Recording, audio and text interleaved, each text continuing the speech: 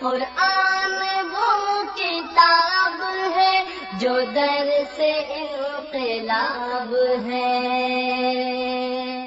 سمجھ کے گر کوئی پڑھے تو نور علی نور ہے۔ تو اللہ کے نبی صلی اللہ علیہ وسلم نے بیویوں کے ساتھ حسن سلوک کا حکم دیا ہے۔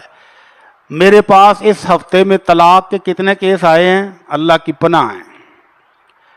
کسی نے تو صرف ابھی رخصتی بھی نہیں ہوئی اور طلاق دے دی ہے، رخصتی نہیں ہوئی اور طلاق دے کے فارغ بھی ہو گیا ہے، اور کسی نے نکاح کیا ہوا اور 5 سال سے بیٹی والے پریشان ہیں اور وہ صاحب برادر برات لے کے نہیں آ رہے، نہ والدین بات سنتے ہیں نہ دولہا صاحب بات سنتے ہیں اور سارے انسنی کر رہے ہیں، اور وہ بیچاری جس کا نکاح ہوا وہ لٹکی ہوئی ہے، اور اب کیا ہے جی طلاق تک بات پہنچ گئی۔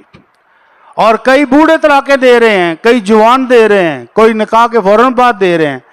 تو یہ طلاق دینے کا بھی کوئی طریقہ اور سلیقہ ہے کہ نہیں؟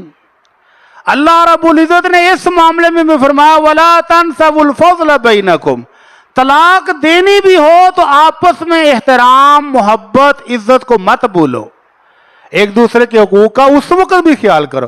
میں سمجھتا ہوں کہ ہم سے وہ بدو اچھا تھا، ہم اپنے کو بڑا پڑھا لکھا سمجھتے ہیں، بڑا تہذیب یافتہ سمجھتے ہیں، بڑے اچھے معاشرے کے فرد سمجھتے ہیں، لیکن ہم سے وہ بدو جو صحرا میں رہتا ہے، جو اونٹنیاں چرا کے دودھ پی کے گزارا کرتا ہے اور کسی بھی بستی میں نہیں رہتا، اس کو شہری زندگی کا پتہ ہی نہیں، وہ اچھا ہے۔ کیوں؟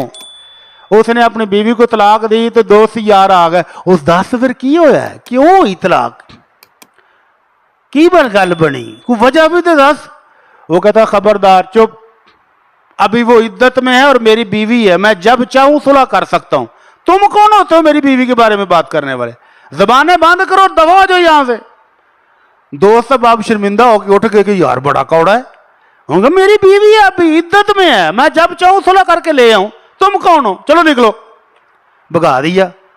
عدت ختم ہو گئی، رجوع نہیں کیا تو پھر آ گئے، ہون تے عدت بھی مک گئی ہے، ہون کیڑی تیری بیوی، ہون تے دس، آخر کچھ نہ کچھ تو ہوئے گے نا۔ جس طرح ہم کرتے ہیں شٹام پیپر کے اوپر دنیا جہان کے الزام لگا دیتے ہیں، وہ باتیں بھی لکھوا دیتے ہیں جو بیوی کے وہم و گمان میں بھی نہیں ہوتی۔ اللہ تعالی ہمیں ہدایت دے، اور ان اسٹام فروشوں کو جو 200-400 روپے کی خاطر لوگوں کے گھر برباد کرتے ہیں، اللہ ان کو بھی ہدایت دے۔ تو وہ پھر آ گئے، ہاں جی بتاؤ اب تو کچھ نہ کچھ ہوا ہوگا، بتاؤ تو صحیح۔ کہنے لگا یار کچھ شرم کر لو، مسلمان عورت ہے، کسی کی بہن ہے، کسی کی بیٹی ہے، کسی کی بانجی، کسی کی بھتیجی، ابھی لوگ اس کے گھر منگنی کے پیغام لے کے آ رہے ہوں گے، اس نے شادی کرنی ہے اور تم چسکے رہنے کے لیے اس کے ایپ ڈھونڈ رہے ہو۔ میں ایک بات بھی زبان سے کروں گا، تم 10 ساتھ مسالہ لگا کے لوگوں کو بتاؤ گے، اس شریف عورت کے ساتھ شادی کون کرے گا؟ چلو بھاگ جو، کوئی بات نہیں، میں نے بتانی، نکل جاؤ۔ اب پھر وہ چلے گئے شرمندہ ہو گئے، شادی ہو گئی تو پھر آ گئے، ہونتے ہو دی شادی بھی ہو گئی، ہونتے دس دے، کیا وجہ تھی، کیوں طلاق دی تم نے؟ وہ کہتا شرم کر لو، اب وہ کسی گھر کی عزت ہے، کسی کی بیوی ہے، کسی کی بہو ہے، کسی کی بھابی ہے، شرم کرو، اب بھی ایپ ڈھونڈ رہے ہو، میں تمہیں کچھ بتاؤں گا تو ان کے دل پر کیا گزرے گی، چلو بھاگ جو، میں پھر بھی تمہیں کچھ نہیں بتانے والا۔ تو میں سمجھتا ہوں کہ ہم سے وہ بدو کروڑ درجہ بہتر ہے جس نے اپنی عزت بھی سنبھالی، اپنی سابقہ بیوی کی عزت پر بھی حرف نہیں آنے دیا، اور آپس میں جو تعلقات زندگی گزری ہے اچھے دنوں کو یاد رکھا ہے۔ اور اللہ کے نبی صلی اللہ علیہ وسلم فرماتے ہیں حسن العہد من الایمان، اپنے پرانے تعلقات کا خیال رکھنا یہ بھی ایمان کا حصہ ہے۔